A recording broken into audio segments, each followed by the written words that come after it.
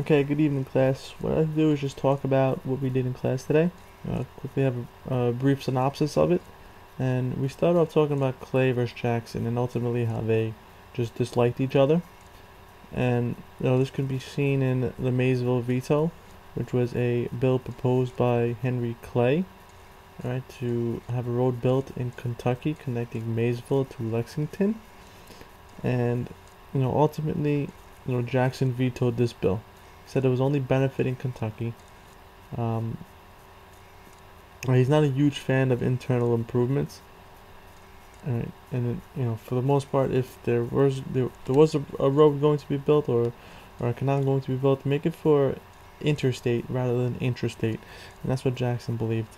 And he didn't want them to use federal money to build this road. Use your own state's money, Jackson said. And don't use our federal money. We're trying to get out of debt, and we're trying to control, the national debt. And this relationship is between Clay and Jackson is going to ultimately continue. And Henry Clay is a promoter of this American system. This is his idea of strengthening of the nation, right? Through protective tariffs, through the Bank of the U.S., through internal improvements, and even through education. He believed an educated population would better handle business matters. And these are the basis of Whig ideals.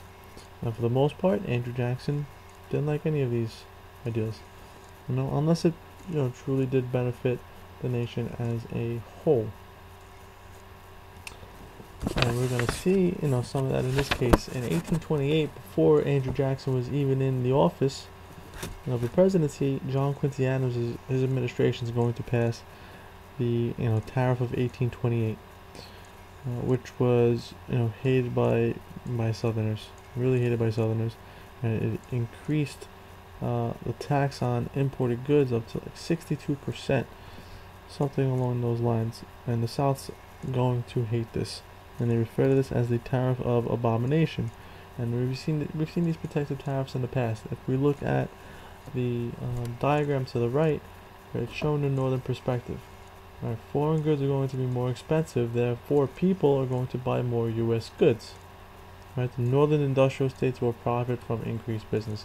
Southerners, who are the customers in this case, are going to ultimately not going to profit. They have to buy more expensive goods.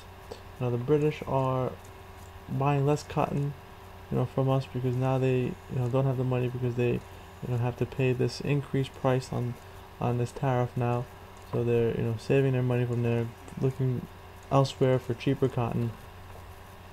Alright, so they're not gonna like this. John C. Calhoun, who's the vice president, is going to, and he's not a fan of Jackson either. And ultimately, he's going to resign, from the vice presidency, shortly after this. But he suggests nullification. Right, let's not adhere to this tariff. And he gets his ideas from something we've learned in class, the Virginia and Kentucky resolutions, which is something that we talked about in class. This idea of nullification is coming up again. And the hope from John Quincy Adams and the Federalists by passing this 1828 tariff was to make Andrew Jackson look bad, and make him look bad to the Southerners, when he came into office. When Henry Clay is going to propose is the 1833 tariff. Okay, and this is going to decrease this tariff to 20% over a few years. So 62 whatever percent tariff on goods is going to decrease to 20%. Once again, South Carolina is not happy. They're going to nullify this law. And they're still not happy. It's not happening fast enough for them. They're going to nullify it. Jackson's going to take matters into his own hands. And the government's now going to have the power to intervene, with military if necessary, or through the Force Act. And ultimately, South Carolina is going to back down from this tariff. Okay, eventually this tariff will be abandoned, but in the next coming years they're going to adhere to it. Now, the second bank of the United States was chartered in 1816. Right, it's going to expire in 20 years. So 1836. Right, we're coming up to that date. So we know that the country suffered during the War of 1812 by not having a bank. Right, the bank holds the nation's money. It controls the money supply in the country, and it polices the other smaller banks. Now, Andrew Jackson did not like the Bank of the United States. And why? Because he thought it was against the common man, right? He thought the bank was run by rich people who only really cared to benefit themselves. And so he had personal reasons as well from the Panic of 1819. He had a lot of investments which he lost money on, and many people blame the bank, as we have come to see. What Henry Clay is going to do is going to push the recharter of the bank 4 years early. He's going to say, let's recharter this bank in 1832. Right, he's going to use this for his 1832 campaign against Jackson. And this is a bill that was proposed. Jackson's going to veto this bill. Alright, and they didn't think Jackson was going to veto it, because they thought that it was going to make him look unpopular amongst the people, because the nation was doing pretty well again. They're starting to move on the right track. Right, the bank restored the nation, or starting to restore the nation. And for Clay, he thought it was a win-win. So if Jackson vetoed the bill, people would hate him. If he didn't veto the bill, Clay would kind of look like the hero here by rechartering the bank. Andrew Jackson, right, in the bank war, right? He says the bank, Mr. Van Buren, is trying to kill me, but I will kill it.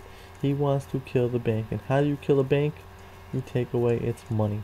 And he's going to move all federal funds out of the Bank of the U.S. right into what are known as pet banks, which are state banks. They put the money there. All right. And he says that the bank is lifeless, right? He doesn't say, but the bank is lifeless without money, right? And the Secretary of the Treasury at the time allows him to remove federal funds. And what's going to happen as a result of this is going to lead us into our Panic of 1837.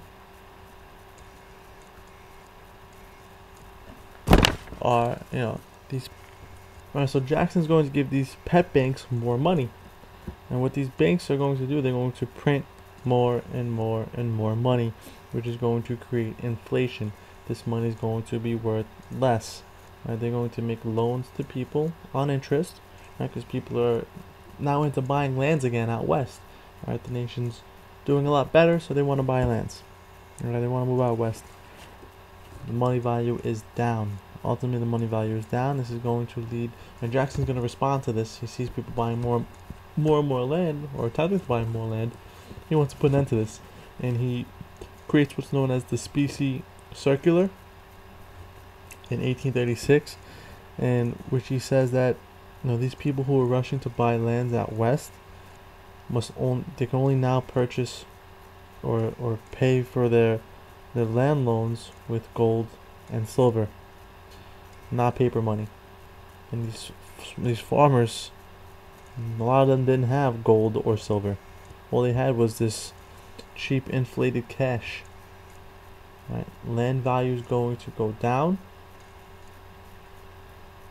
and ultimately people are now defaulting on their loans. Right? They can't pay their loans because they don't have this, the coinage, okay, this gold or silver, and their money is not worth anything. It's going to lead us into the Panic of 1837, which we go into another recession. And would Jackson be blamed for it? No, ultimately he would not be blamed for the Panic of 1837. Mr. Martin Van Buren would be blamed. And in our next video, I'm going to be talking about Van Buren and our next two presidents. So you can watch that right after this. Alright, any questions, just email me or talk to me in class.